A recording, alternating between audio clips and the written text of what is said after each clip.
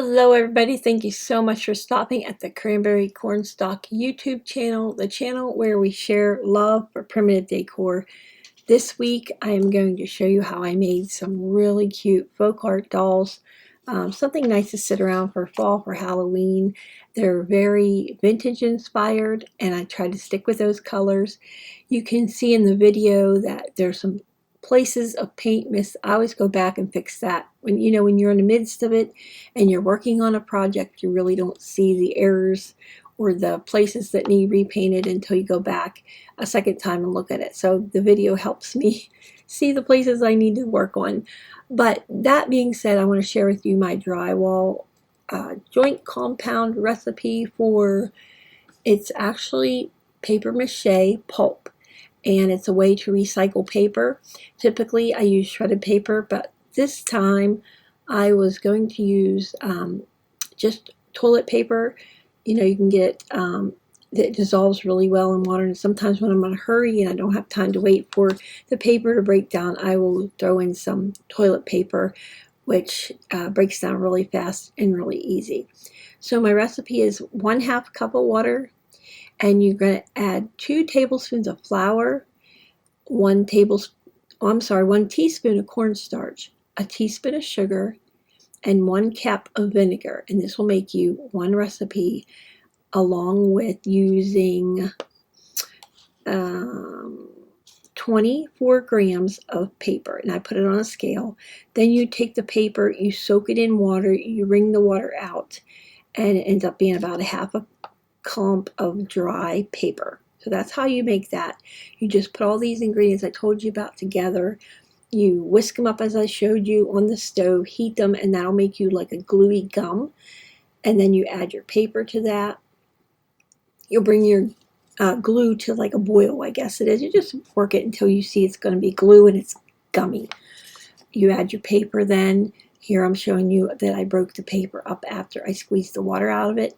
I just added it to the sink this time. A lot of times I'll typically add it in a bowl, use a strainer, that kind of thing to get the water out of the paper. But you basically want to soak your paper until it gets really soft and, I want to say, cottony, till it turns, the water gets all through the fibers of the paper and it turns into like a soft, pliable, fluffy, wet glob.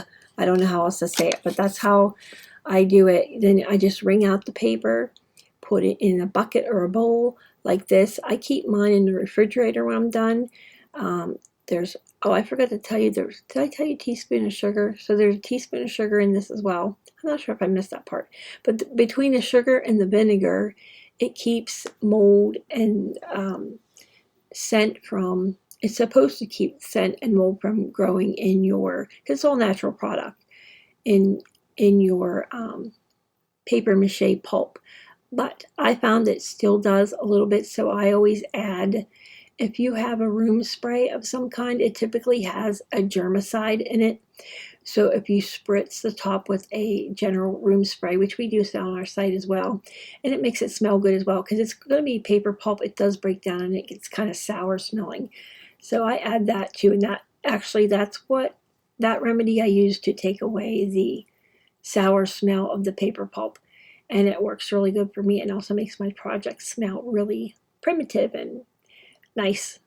So here I'm just showing you how you put the paper pulp. This is how I do it. I typically take some kind of a form. In this case today, I'm taking just foam stuff from the Dollar Tree, Walmart, anywhere you can get it. Any kind of form you can make, whether you want to make it out of aluminum foil, wrap it in tape.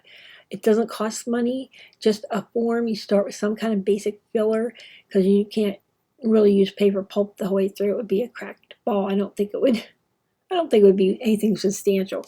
So I just took some foam, made a shape of a head and a body and a base, and I put just a wooden rod through all of the pieces to hold them together and glued them.